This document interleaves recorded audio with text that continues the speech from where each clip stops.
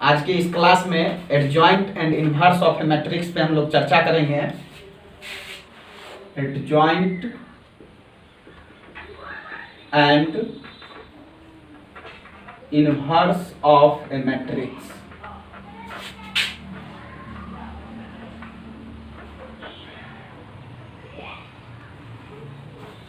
तो adjoint and inverse of a matrix, ये जो हम टॉपिक पढ़ने वाले हैं ये ओनली स्क्वायर मैट्रिक्स में एग्जिस्ट करेगा।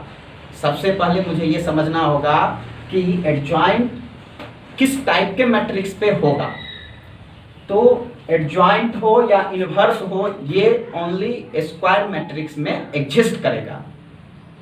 सबसे पहले एडजॉइंट के बारे में हम लोग पढ़ेंगे। एडजॉइंट ऑफ ए मैट्रिक्स,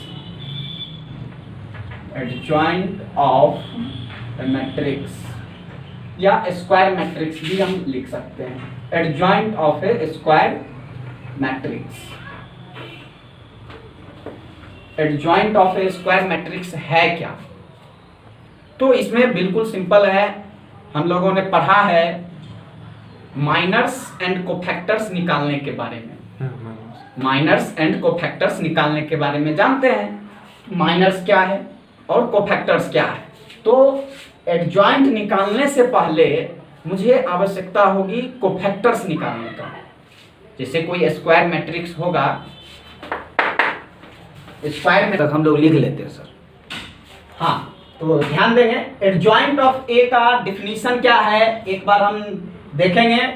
सबसे पहले मान लिए let A equals to Aij be a square matrix of order n and let Aij, capital Aij आपका कोफैक्टर्स के लिए नोटेशन होता है जो आप लोग जानते हैं। Aij be the cofactors of small aij means element of a matrix, हम लोग जानते हैं in determinant A। Then adjoint of A denoted by adjoint A, Adj capital A लिख करके और इसको पढ़ते हैं adjoint of A is defined as adjoint A equals to, matrix form में हम लिखे हैं Aj मीन्स इसका ट्रांसपोज हो रहा है। पिछले क्लास में हम लोग पढ़े थे ट्रांसपोज जो हम निकालते हैं वो क्या होता है। तो अगर कोई matrix A equals to Aij given होता है तो केवल रो और कॉलम को इंटरचेंज कर देते हैं तो आपका ट्रांसपोज होता है। पढ़े ना? तो यहां पर रो और कॉलम का इंटरचेंज करने से ट्रांसपोज ऑफ ए मैट्रिक्स मिलता है। तो यहां पे सबसे पहले हमने क्या किया, तो कोई स्क्वायर मैट्रिक्स है ऐसा मैंने मान लिया। फिर उसका कोफैक्टर्स निकालने के बाद अकॉर्डिंग टू डिफिनीशन हमने क्या किया, उसका ट्रांसपोज कर दिया और ट्रांसपोज करने से जो मैट्रिक्स मिलता है वही आपका एडजॉइंट ए का वैल्यू होता है। नीचे हमने लिखा है thus adjoint of A is the transpose of the matrix of corresponding cofactors of the element of determinant A। इसका अलजेब्रिक फॉर्म में देखेंगे।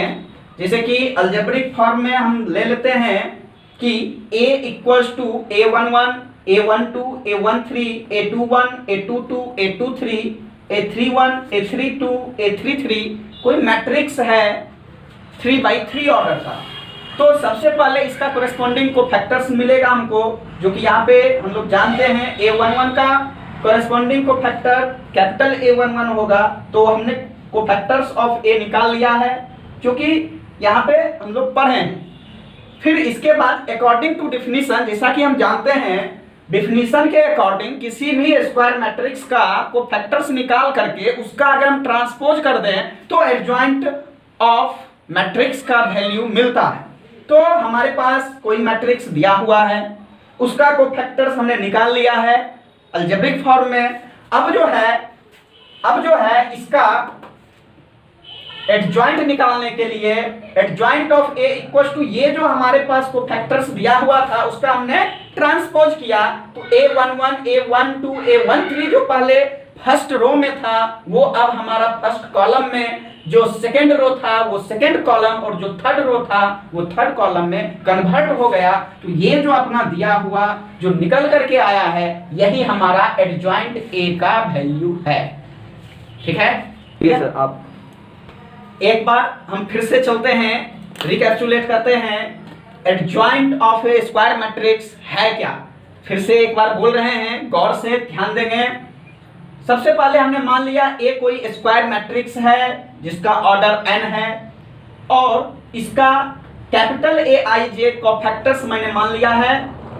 तो सबसे पहले डिफिनीशन क्या कहता है, तो डिफिनीशन कहता है कि एडजॉइंट ऑफ ए जो है वो किसी मैट्रिक्स में उसके कोफैक्टर्स को निकाल करके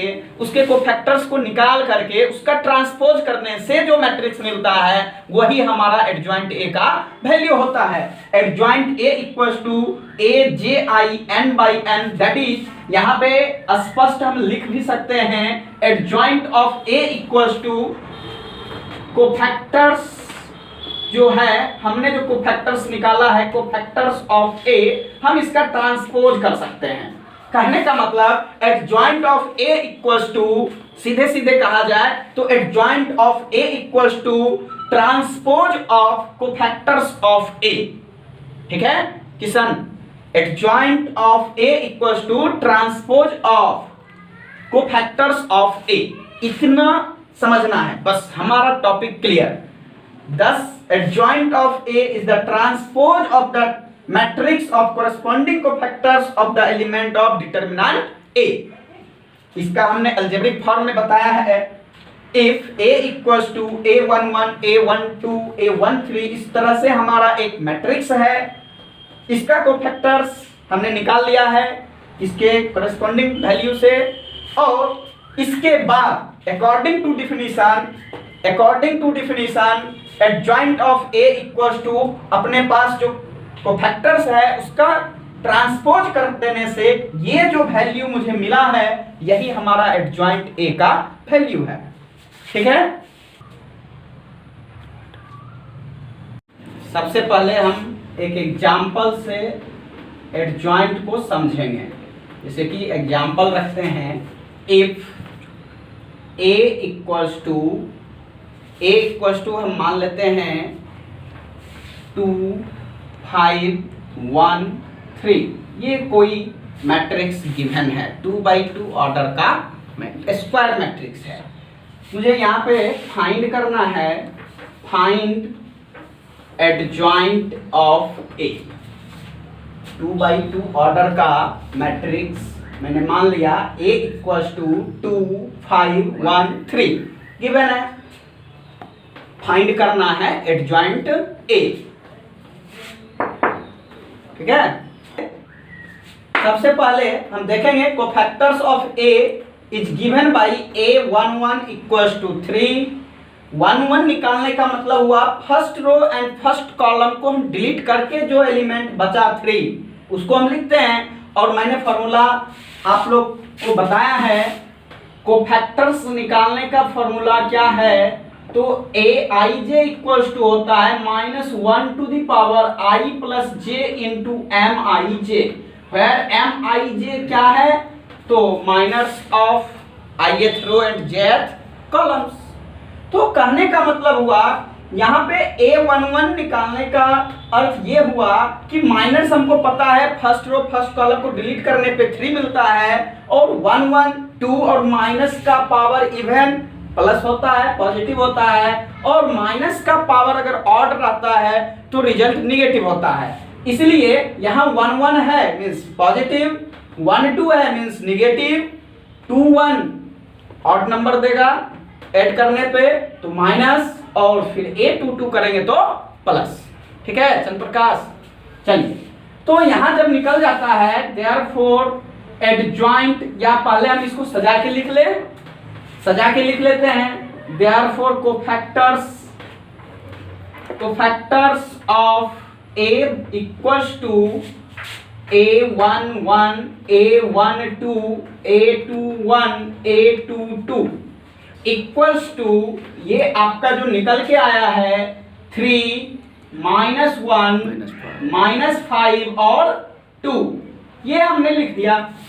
अब यहां पे करना क्या है, एडजॉइंट ऑफ ए निकालना है, ठीक है। एडजॉइंट ऑफ ए निकालने के लिए हम लिखेंगे therefore adjoint of A equals to, according to definition, ये जो हमारा कोफैक्टर्स निकला है 3 -1 -5 2, इसका हम क्या करेंगे, ट्रांसपोज, ठीक है। Adjoint of A equals to transpose of cofactors of A बताए हुए हैं।